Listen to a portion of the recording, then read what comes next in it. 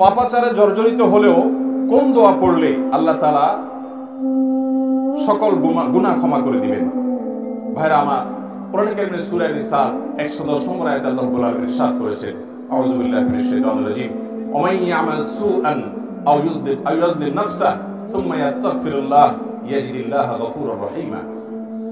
যে ব্যক্তি খারাপ কোনো কাজ করবে, ওয়া মান ইয়ামাল সুআ, কোন অপরাধ করবে, খারাপ কাজ করবে, হারাম কোনো কাজে লিপ্ত হবে, আও ইউযলিম নাফসাহু, অথবা যে ব্যক্তি নিজের প্রতি নিজে অবিচার করেছে, অন্যায় করে, পাপাচার করে জর্জরিত হয়ে গেছে, সুম্মা ইয়াস্তাগফিরুল্লাহ, এরপরে যদি সে আল্লাহর কাছে ইস্তিগফার করে, ক্ষমা প্রার্থনা করে, ইয়াজিদিল্লাহা গফুরুর রহিমা, সে আল্লাহ রাব্বুল আলামিনকে ক্ষমাশীল পাবে, অনুগ্রহকারী পাবে।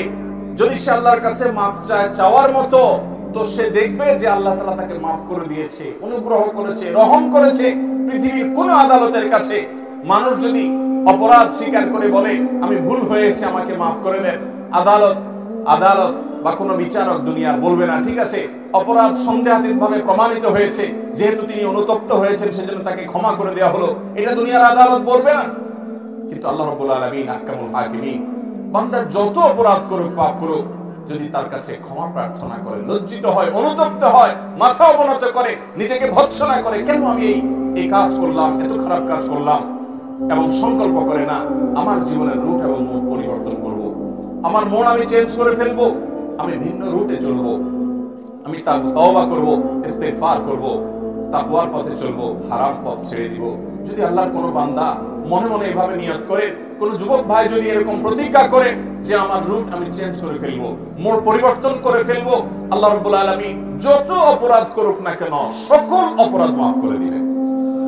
আল্লাহ বলেছেন লা তাকনাতু মির রাহমাতিল্লাহ, আল্লাহর রহমত থেকে আশাহত হয়ো না, ইন্নাল্লাহা ইয়াগফিরুয যুনুবা জামিআ, আল্লাহ সকল অপরাধ মাফ করে দিবেন। এইজন্য দরকার হলো ইস্তিগফার, তওবায়ে নাসুহা। আল্লাহ আমাদেরকে তওবায়ে নাসুহা করার তৌফিক দান করুন। তওবায়ে নাসুহা করলে আল্লাহ তাআলা সমস্ত পাপ মাফ করে দিবেন।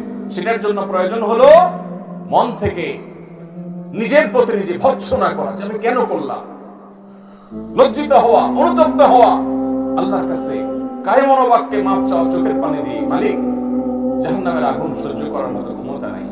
এবার পাপের প্রায়শ্চিত্ত শুধু আখিরাতেই হবে তা নয়, দুনিয়াতেও এর প্রায়শ্চিত্ত আমার করতে হতে পারে। আল্লাহ আপনি আমাকে মাফ করে দেন, আমি আর কখনো করব না। দুনিয়ার আদালত মাফ না করলেও আল্লাহ রাব্বুল আলামিন ওয়াদা করেছেন ইয়াজিদিল্লাহা গফুরুর রহিমা। নিজের প্রতি নিজে বিচার করার পর, খারাপ কাজ করার পর তওবা করে মাফ চাইলে আল্লাহ তাআলা মাফ করে দিবেন এবং অনুগ্রহ করবেন ইনশাআল্লাহ। ভাইরা আমার, আল্লাহর কাছে মাফ চাওয়ার জন্য মনের এই অবস্থা হতে হবে, এটা হলো মূল বিষয়। এর পাশাপাশি ইস্তিগফারের দোয়াও নবী করিম সাল্লাল্লাহু আলাইহি ওয়াসাল্লাম শিক্ষা দিয়েছেন। ইস্তিগফারের জন্য সবচেয়ে শ্রেষ্ঠ দোয়া হলো সাইয়্যিদুল ইস্তিগফার। সাইয়্যিদুল ইস্তিগফার হলো আল্লাহর কাছে ক্ষমা প্রার্থনার যত দোয়া আছে এর ভিতরে সবচেয়ে সেরা এবং শ্রেষ্ঠ দোয়া। এই সাইয়্যিদুল ইস্তিগফার যদি কেউ সকালে পড়ে, অন্তর থেকে বিশ্বাস করে, আল্লাহর কাছে কেমন বাক্যে এভাবে নিজেকে তুচ্ছ এবং অপরাধী হিসেবে আল্লাহর কাছে প্রমাণিত করে, পেশ করে, উপস্থাপন করে যদি কেউ ক্ষমা চায়, তো নবী সাল্লাল্লাহু আলাইহি ওয়াসাল্লাম বলেছেন সকালে যদি এইভাবে কেউ পড়ে, দিনভর কোন সময় যদি তার মৃত্যু হয় ওই দিনের মধ্যে, তাহলে সে ব্যক্তি আহলুল জান্নাহ বা জান্নাতের অধিবাসী হবে ইনশাআল্লাহ। আর যদি সন্ধ্যায় কেউ এইভাবে এরকম বিশ্বাসের সাথে বুঝে শুনে অর্থ সহকারে পড়ে আর ওই রাতের ভিতরে কারো মৃত্যু হয়, তাহলেও সে জান্নাতের অধিবাসী হবে ইনশাআল্লাহ। এজন্য সকাল সন্ধ্যায় সাইয়্যিদুল ইস্তিগফার পড়া ছাড়বো না। এছাড়া আরেকটা ইস্তিগফার আছে, সাইয়্যিদুল ইস্তিগফার অন্য সময় পাঠ করা যায়, আরেকটা ইস্তিগফার আছে, সেটাও নবী করিম সাল্লাল্লাহু আলাইহি ওয়াসাল্লাম শিক্ষা দিয়েছেন। সেটি হলো আস্তাগফিরুল্লাহাল্লাযী লা ইলাহা ইল্লা হুয়াল হাইয়ুল কাইয়্যুম ওয়া আতুবু ইলাইহি। যার অর্থ হলো আস্তাগফিরুল্লাহাল্লাযী লা ইলাহা ইল্লা হুয়াল হাইয়ুল কাইয়্যুম, ওই আল্লাহর কাছে ক্ষমা প্রার্থনা করছে যিনি ছাড়া সত্যিকারের কোনো মাবুদ নাই, আল হাই যিনি চিরঞ্জীব, আল কাইয়্যুম সব কিছুকে টিকিয়ে রেখেছেন তিনি, সেই মহান সত্তা, তার কাছে আমি ক্ষমা প্রার্থনা করছি।